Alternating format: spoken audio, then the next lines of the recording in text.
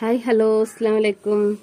അപ്പം നമ്മൾ ഉണ്ടാക്കാൻ പോണത് ഒരു റോബസ്റ്റ് വെച്ചിട്ട് ഒരു ജ്യൂസ് കേട്ടോ.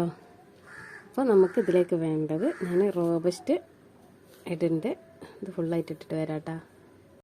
ഇതാ നമ്മുടെ പഴം എല്ലാം തൊലിച്ച് റെഡിയാക്കി വെച്ചിട്ടുണ്ട്. ഇത് കണ്ട പഴം അധികം ഇല്ലെങ്കിൽ കണ്ട തോലി ഒരുപാടുണ്ട് അല്ലേ. അപ്പം ഇതിലേക്ക് വേണ്ടത് നമുക്ക് കുറച്ച് പഞ്ചസാര ഇട്ട് കൊടുക്കുക. ഇനി ഒരു ഏലക്കാഴ ഇട്ട് കൊടുക്കുക. പിന്നെ അതിലേക്ക് കട്ടപ്പാലാണ്. ഇതൊന്ന് പൊട്ടിച്ചിട്ട് വരാം കേട്ടോ. പാല് പൊട്ടിച്ചെടുത്തിട്ടുണ്ട്. നമുക്ക്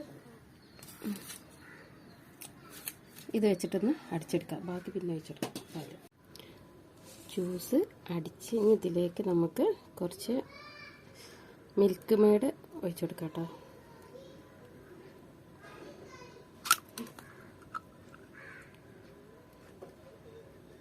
പിന്നെ കുറച്ച് ഐസ്ക്രീം ഒഴിച്ചു കൊടുക്കാം.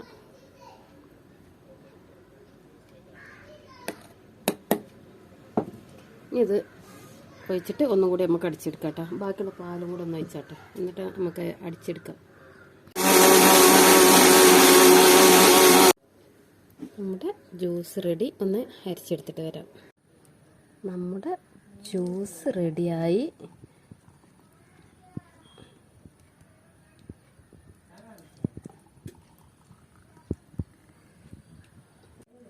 ഇതിലോട്ട് നമുക്ക് കുറച്ച് കസ്കസ് ഇട്ട് കൊടുക്കാം.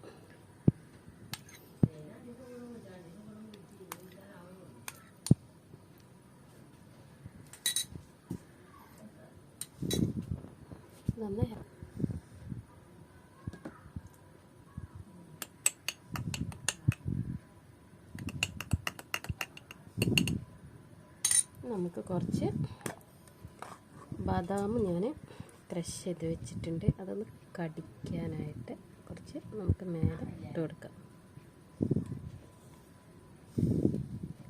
സംഭവം പൊള്ളിയാട്ടോ, നല്ല ടേസ്റ്റ്. ഞങ്ങളിവിടെ റമദാനിക്കൊക്കെ ഞങ്ങൾ ഇതുപോലെ ഉണ്ടാക്കും. നല്ല ടേസ്റ്റാണ്.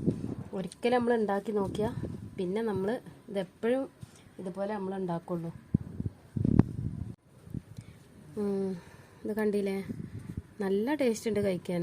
പിന്നെ എന്താ പറയുക, എല്ലാവരും ഉണ്ടാക്കി നോക്കോണ്ടി. എൻ്റെ വീഡിയോ ഇഷ്ടപ്പെട്ടാൽ ലൈക്ക് ചെയ്യുക, ഷെയർ ചെയ്യുക, സബ്സ്ക്രൈബ് ചെയ്യുക, കമൻറ്റ് ചെയ്യുക, സപ്പോർട്ട് ചെയ്യുക. ഇതുപോലെ എല്ലാവരും ഒന്ന് ഉണ്ടാക്കി നോക്കോണ്ടി. നല്ല ടേസ്റ്റാണ് കഴിക്കാനായിട്ട്. ഞാൻ വീണ്ടും പറയാണ്, ഞാൻ എപ്പോഴും ഉണ്ടാക്കി കഴിക്കുന്ന ഒരു ജ്യൂസാണിത്. അപ്പോൾ എന്താ പറയുക, വിരുന്നുകാരൊക്കെ വരുമ്പോൾ നമുക്ക് എന്താ പറയുക, ഒരുപാട് ഇൻഗ്രീഡിയൻസ് ഒന്നും വേണ്ടെങ്കിലും കുറച്ച് മതി. പക്ഷേ നല്ലൊരു ടേസ്റ്റും കിട്ടും. അതിൽ നമ്മൾ എന്താ പറയുക, ഐസ്ക്രീം പിന്നെ ഒക്കെ ചേർക്കുമ്പോഴേ പ്രത്യേകിച്ചൊരു ടേസ്റ്റാണ്. അപ്പോൾ എന്നാൽ ശരി, ഇതുപോലെ വീണ്ടും വെറൈറ്റി വീഡിയോ ആയിട്ട് ഞാൻ വീണ്ടും വരാം. അസ്സലാമു അലൈക്കും.